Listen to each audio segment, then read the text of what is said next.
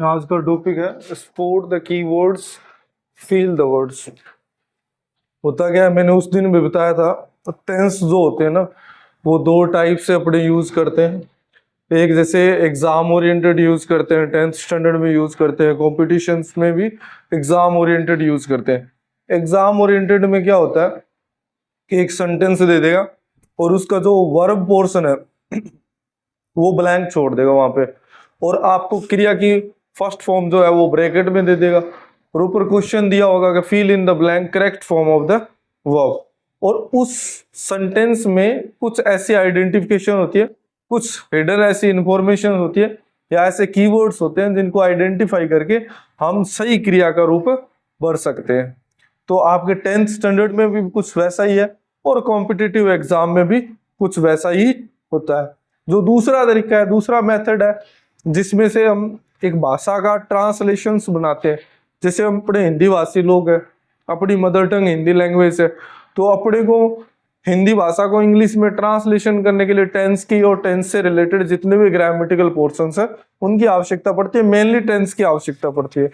तो एक सेगमेंट तो वो हो गया जहां हमने हिंदी से इंग्लिश का ट्रांसलेशन करना है, तो इन मेथड का यूज होता है। और दूसरा मेथड जो आपके एग्जाम ओरिएंटेड है, एक सेंटेंस को देखा और उसमें आइडेंटिफाई किया कि इसमें कौन सी वर्ब की फॉर्म आएगी। जैसे वर्ब की फर्स्ट फॉर्म आएगी, सेकंड फॉर्म आएगी, थर्ड फॉर्म आ रही है तो कौन सी हेल्पिंग वर्ब के साथ आएगी, हैज, हैव, हैड या विल, शैल, हैव के साथ।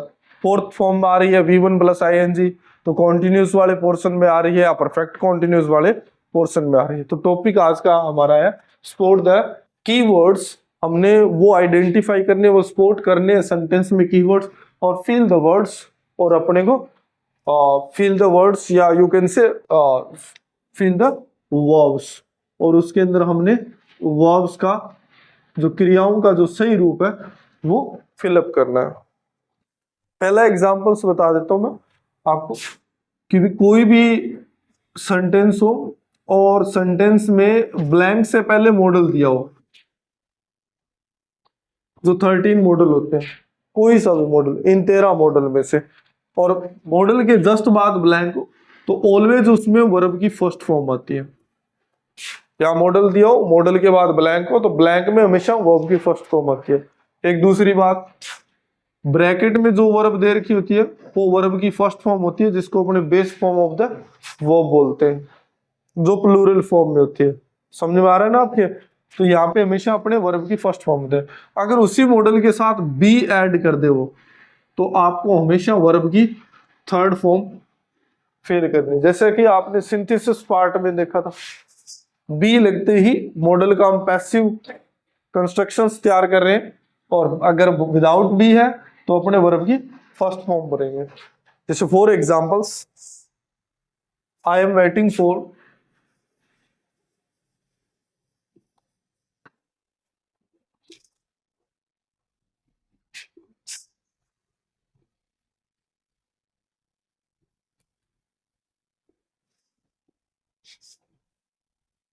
I am waiting for Raju. Next है he should,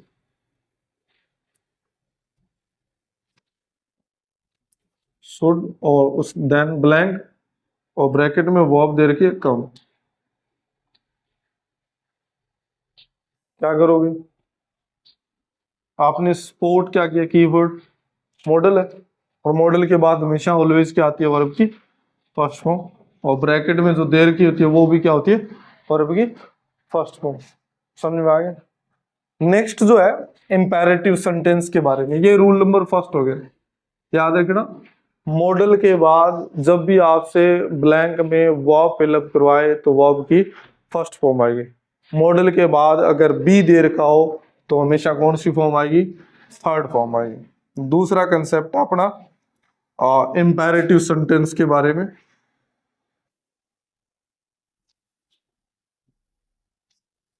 imperative sentences, imperative sentences जैसा कि मैंने आपको पहले भी बताया था, लेट से शुरू होने वाले, वर्ब की फर्स्ट फॉर्म से शुरू होने वाले, डोंट से शुरू होने वाले, प्लीज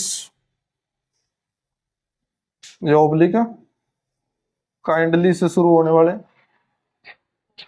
या ऑलवेज, नेवर से शुरू होने वाले। You can say just say भी शुरू हो सकते, ओनली से भी शुरू हो सकते हैं, प्राथमिक। अगर इनके बाद आपसे वर्ब भरवाए तो ऑलवेज वर्ब की फर्स्ट फॉर्म आएगी। ये सेकंड कंसेप्ट है।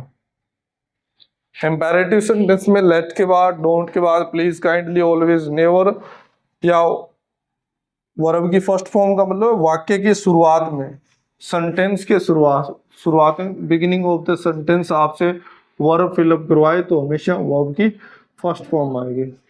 लेकिन इसका भी एक सब्स्टिट्यूट है, आप वर्ब की फर्स्ट फॉर्म भी भर सकते हो और आप V1 प्लस ING भी, क्योंकि हम V1 प्लस ING से भी वाक्य की शुरुआत कर सकते हैं, जेरेंड के रूप में सब्जेक्ट बना सकते हैं और वर्ब की फर्स्ट फॉर्म को भी सब्जेक्ट बना सकते हैं, लेकिन दोनों रहेंगे क्या, सिंगुलर रहेंगे। वर्ब की फर्स्ट फॉर्म से भी वाक्य वैसे भी शुरू होते हैं, जैसे कि नॉर्मल एग्जांपल, कम हियर। अब ये इंपेरेटिव सेंटेंस है और इंपेरेटिव सेंटेंस में ऑलवेज जो सब्जेक्ट होता है वो यू होता है, कहते हैं। आपके पास, आपके सामने सेकंड पर्सन खड़ा होगा तभी तो आप उसको कहोगे ना, right here, come here, go there, second person. तो ऑलवेज इसका हिडन सब्जेक्ट क्या होता है इंपेरेटिव सेंटेंस का, यू होता है। बात समझ में आई कि नहीं? ये दो रूल समझ में आ गया आपको? डस्ट। अब दूसरे रूल के कुछ एग्जांपल्स हैं।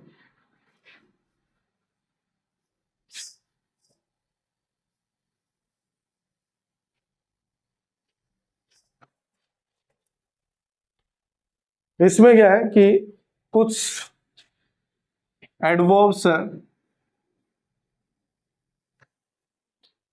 थर्ड रूल के, जिनको आप क्रिया विशेषण कहते हो हिंदी में।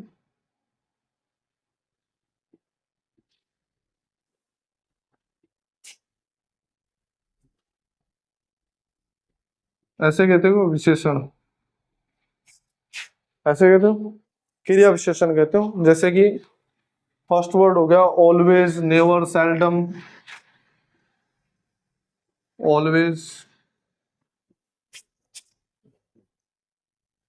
Never, seldom, you can say sometimes, daily, sometimes, daily, इस प्रकार के एडवर्ब्स होते हैं। और जब ये एडवर्ब्स आती है तो प्रेजेंट इंडेफिनिट भरा जाता है, प्रेजेंट इंडेफिनिट टेंस भरते हैं। इनमें और भी होती है, ओकेजनली होती है, ठीक है, यूजुअली होती है, इस तरीके की एडवर्ब होती है, लेकिन फिक्स नहीं है। जैसे ऑलवेज आपके एक छोटे स्टैंडर्ड पे कह रहा है कि ऑलवेज जब आ जाए तो प्रेजेंट इंडेफिनिट भरना है, लेकिन ऑलवेज पास्ट इंडेफिनिट में भी यूज होता है। एक शुरुआती दौर पे बिल्कुल सही है, लेकिन एडवांस लेवल पे ये बिल्कुल भी सही नहीं है। जैसे कि ही ऑलवेज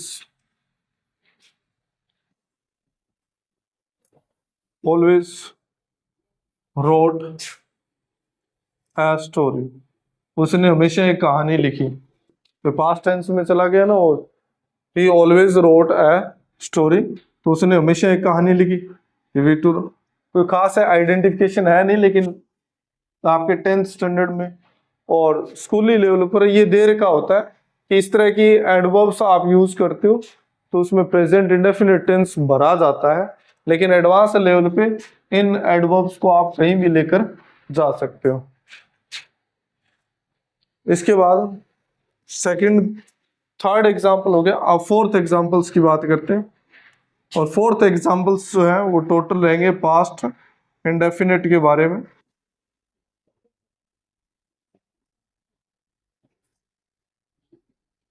पास्ट इंडेफिनिट के भी कुछ एडवर्ब्स है, जैसे कि यस्टरडे,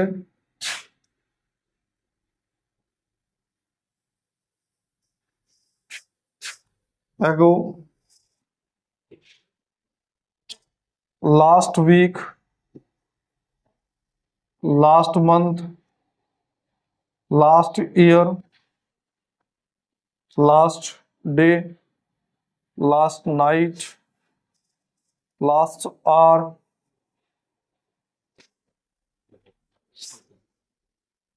वंस या once upon a time,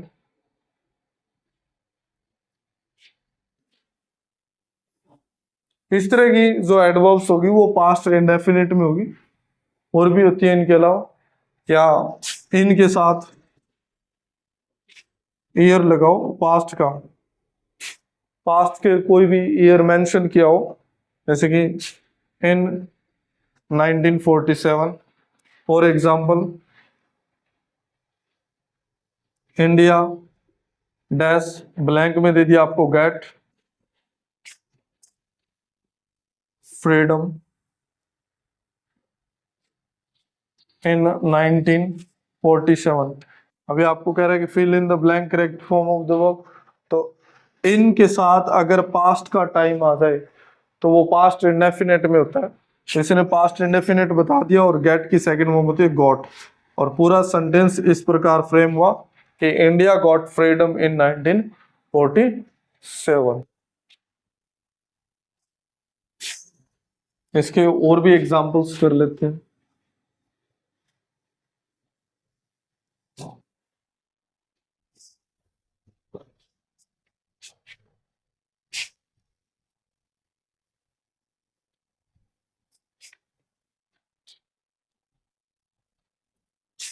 He buy a car 2 days ago, 2 दिन पहले। और समय के लिए पहले वर्ड यूज करोगे तो हमेशा एगो लगाओगे, बिफोर का यूज नहीं करोगे, क्योंकि बिफोर भी इस तरह का सेंस देता है, से पहले वाला। 2 डेज बिफोर अगर आप बोल रहे हो तो गलत है वो। टाइम के पास्ट का इंडिकेशन देने के लिए ऑलवेज अपने अगो यूज करते हैं। तो अब देखो ये 2 डेज अगो, ये किसकी आइडेंटिफिकेशन है? पास्ट की आइडेंटिफिकेशन है कि ये 2 दिन काम पहले हुआ, भूतकाल में हुआ, तो बाय की सेकंड फॉर्म क्या हो जाएगी? बोट। इस तरीके से। बाकी पास्ट इंडेफिनिट का अकेले का यूज कम है, पास्ट इंडेफिनिट का पास्ट परफेक्ट के साथ यूज ज्यादा है। फॉर एग्जाम्पल्स, जिस प्रकार ये वाला रूल आपने पढ़ा होगा, बिफोर, बिफोर के बाद V2 और बिफोर से पहले हैड प्लस वर्ब की थर्ड फॉर्म, या बिफोर का अपोजिट जो आफ्टर होता है, अगर आपने उसको यूज कर लिया तो आफ्टर के बाद हैड प्लस वर्ब की थर्ड फॉर्म, और यहाँ पे हो जाएगा V2। और इस रूल को कहते हैं पास्ट टू पास्ट, यानी कि भूतकाल में 2 घटनाएं लगभग अप्रोक्सीमेट एक ही टाइम में हुई, लेकिन एक थोड़ी सी माइक्रो फॉर्म में अपने कह सकते हैं पहले हुआ। जैसे कि जैसे ही मैं कमरे में पहुंचा लाइट चली गई, तो भूतकाल में 2 क्रियाएं एक साथ हुई, एक कमरे में एंटर करना और एक लाइट का जाना, लेकिन थोड़ा सा फर्क है, तो इसको पास्ट टू पास्ट कहते हैं। तो उस केस में जो V2 वाला है ये तो नॉर्मल पास्ट रहेगा, और ये हैड प्लस वर्ब की थर्ड फॉर्म वाला है ये पास्ट टू पास्ट रहेगा। यानी कि हिंदी में आपको बताऊं तो भूतकाल का भूतकाल, यानी कि भूतकाल में 2 क्रियाएं हो रही है, लेकिन एक भूतकाल में फिर एक और भूतकाल बन रहा है, यानी कि पास्ट में एक और पास्ट बन रहा है। मैंने कमरे में एंटर किया और लाइट चली गई, तो पहले एंटर करने का काम हुआ, तो ये लाइट जाने से पहले हो गया, तो ये एंटर करने वाला पास्ट टू पास्ट हो गया, यानी कि भूतकाल का भी भूतकाल, और जो लाइट जाने का है वो ओनली क्या हो गया? Past. For example, the train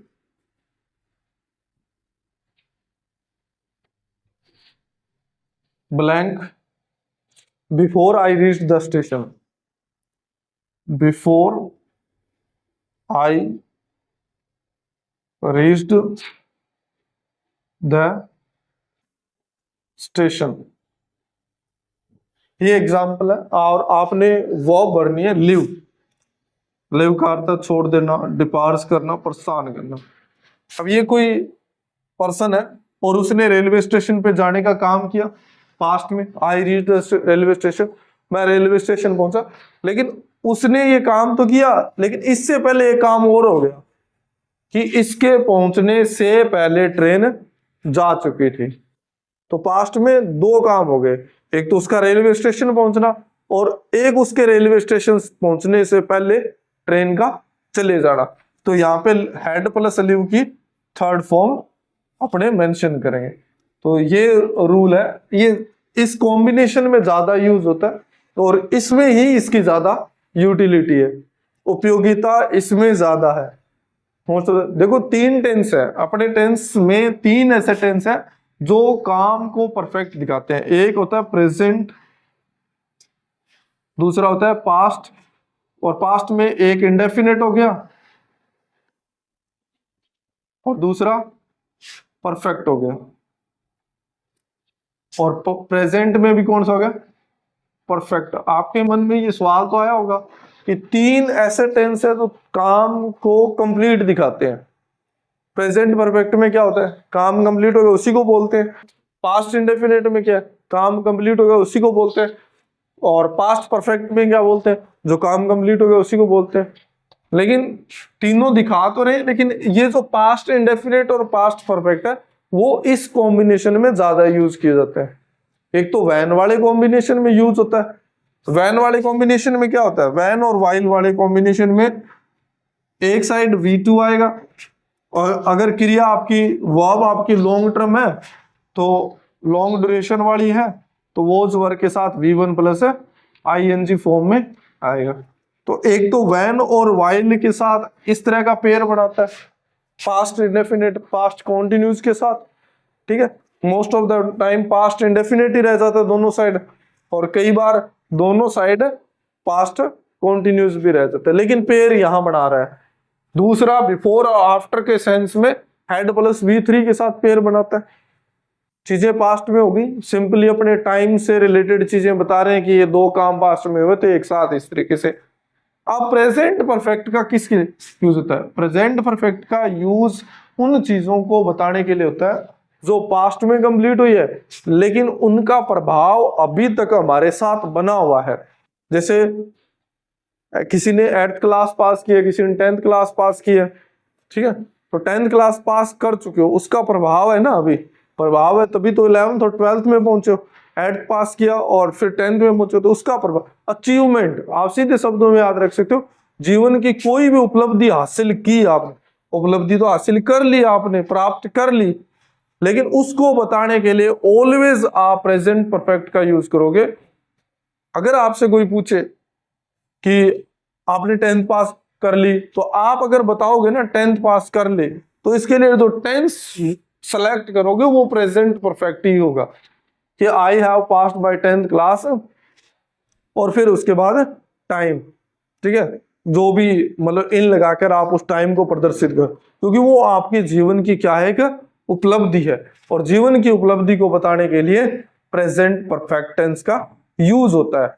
और कई बार अपने, जैसे कि किसी ने चाय का पूछा कि क्या आप चाय लोगे, तो मेरे पास 2 अपॉर्चुनिटी है, मैंने चाय पी ली, इस बात को मैं प्रेजेंट परफेक्ट में भी कह सकता हूँ, पास्ट इंडेफिनिट में।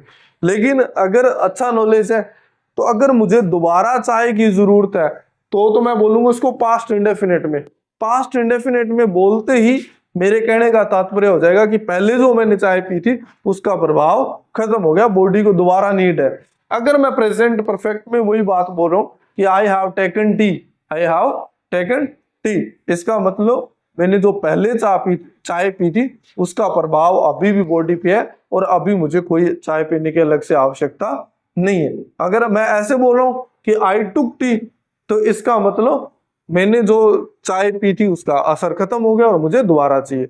यानी कि कहने का अर्थ, कोई भी काम आपने कंप्लीट किया और उसका प्रभाव आपके साथ अभी तक बना हुआ है, चाहे वो खाने पीने से रिलेटेड हो, चाहे जीवन के अचीवमेंट हो, उपलब्धियां हो, तो उसको अपने प्रेजेंट परफेक्ट में यूज करेंगे। और प्रभाव खत्म हो गया तो आप उसको पास्ट इंडेफिनिट में नॉर्मली अपने जैसे स्टोरी बनाते हैं। और पास्ट इंडेफिनिट की सबसे बड़ी यूटिलिटी है बिफोर और आफ्टर के सेंस में हैड प्लस वर्ब की थर्ड फॉर्म यानी कि पास्ट परफेक्ट के साथ इस कॉम्बिनेशन में यूज करना। और 10th क्लास के इसी कॉम्बिनेशन में आपके सेंटेंसेस आते हैं। एक साइड ब्लैंक में V2 भर के दे देगा, बीच में बिफोर लगा दिया, तो दूसरी साइड हमेशा क्या भरा जाएगा, हेड प्लस वर्ब की थर्ड। एक साइड उसने हेड प्लस वर्ब की थर्ड फॉर्म दे दिया, बिफोर दे रहा है, तो दूसरी साइड क्या भरा जाएगा, वर्ब की सेकंड फॉर्म। यानी कि पेयर याद कर लेना, एक याद कर लेना, बिफोर का अपोजिट एंटोनियम्स होता है आफ्टर।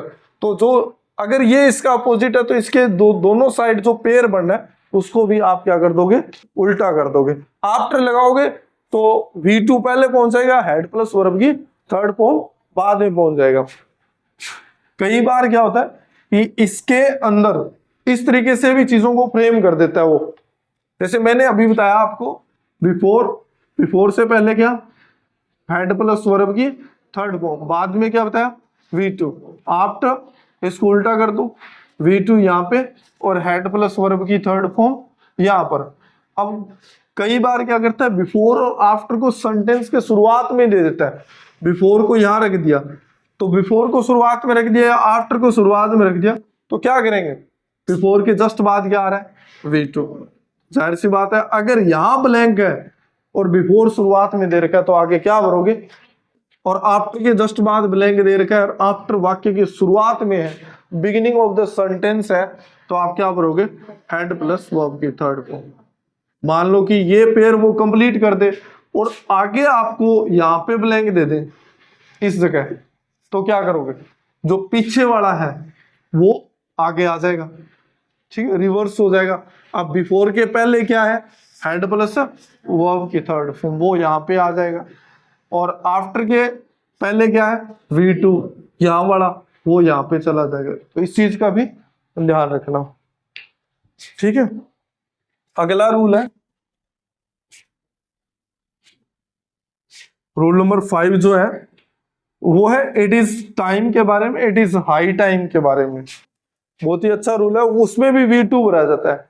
अब V2 पे देखो, एक तो V2 एडवर्बियल पे बेस है, yesterday, go, last week, last month, last year, इनके साथ टाइम लगा दे दिया, या in my childhood, in my young hood, ठीक है, in my school days, in my college days, in my farming days, इस तरीके से दे दिया टाइम, लास्ट नाइट वगैरह, ठीक है, वंस अपॉन ए टाइम, या फॉर्मली इन द पास्ट, इस तरह की चीजें उसने फ्रेम कर दी, तो उसके अंदर पास्ट इंडेफिनिट आ रहा है। दूसरा अपने कहा था हेड प्लस V3 के साथ वो पेयर बनाता है बिफोर और आफ्टर के सेंस में। तीसरा है, अगर कोई वाक्य में आपको इस तरह की चीजें दिखाई दे, it is time, it is high time और इट इज अबाउट टाइम, अगर ये चीजें आपको वो फ्रेम करके दे रहा है और इसके जस्ट बाद आपको यहाँ पे कोई सब्जेक्ट दे रहा है, यहाँ पे सब्जेक्ट दे दिया, अब भले इस साइड इज लगा हो, दिखाई दे रहा है कि इज जो एक प्रेजेंट का मतलब आइडेंटिफिकेशन है,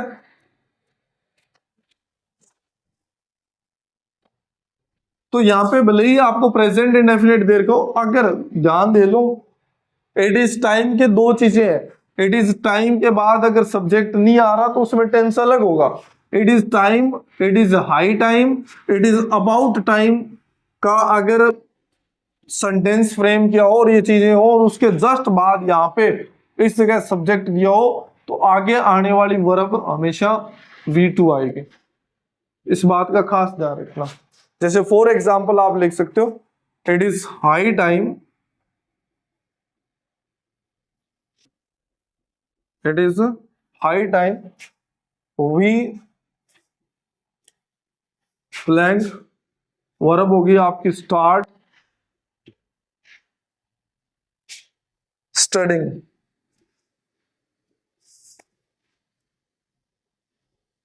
अब it is high time, it is time, it is about time का अर्थ तीनों का जो मीन है वो लगभग सेम होता है, कि समय हो गया है या समय आ गया है या वो टाइम हो चुका है, कि वो समय हो चुका है या समय आ गया है या समय अभी शुरू हो गया है कि हम स्टडी स्टार्ट करें।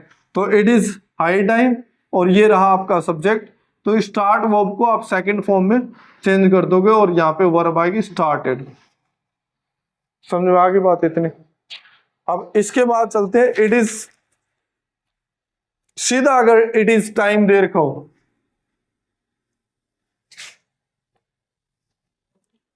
सीधा अगर इट इज टाइम या फिर इट इज आई टाइम या फिर इट इज अबाउट टाइम और उसके बाद अगर सब्जेक्ट नहीं दे रखा हो तो हमेशा 2+V1 आएगा। क्या आएगा?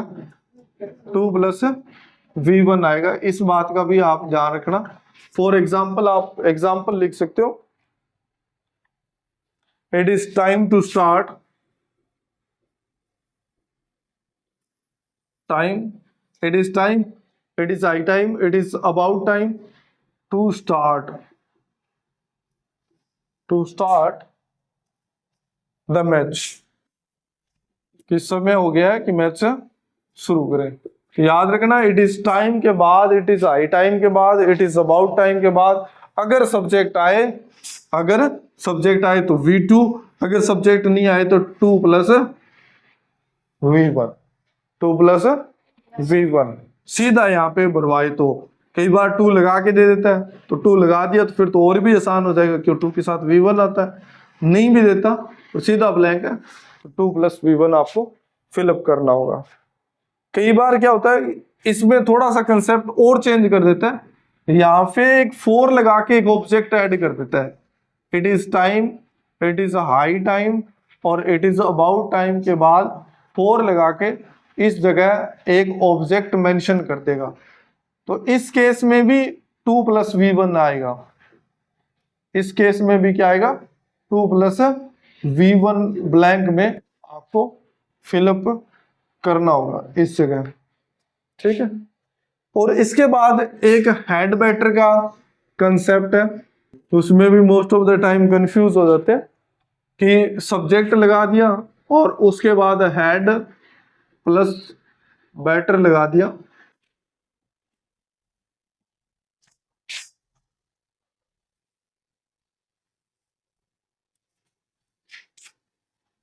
Subject had better, had plus better. अब आपको यहाँ पे हेड दिखाई दे रहा हो, ये तो हेड हो गया, पास्ट में जाएगा। लेकिन जब भी हेड बैटर की फ्रेज आपको दिखाई दे तो इसके बाद वर्ब की फर्स्ट फॉर्म आती है। ये उससे रिलेटेड थे इसलिए मैंने बता दिया। अब it is high time, it is time और इट इज अबाउट टाइम बताया था कि अगर सब्जेक्ट दे रखा हो तो वर्ब की सेकंड फॉर्म भरनी है, अगर सब्जेक्ट नहीं दे रखा हो इसके जस्ट बाद तो 2+V1 आएगा, चाहे कोई सा भी केस हो। उसी प्रकार हेड वाला कंसेप्ट बताया और आपने पढ़ रखा है कि हेड पास्ट परफेक्ट में आता है, हेड पास्ट इंडेफिनिट में भी आता है। तो कहीं आप वो गड़बड़ ना कर दो कि हेड को देखकर या वर्ब की थर्ड फॉर्म या वर्ब की सेकंड फॉर्म भर दो। अगर हेड बैटर कंबाइन में है एक फ्रेज के रूप में यूज में तो यहाँ पे क्या आएगा? वर्ब की फर्स्ट फॉर्म आएगी। समझ में आ गया आपके?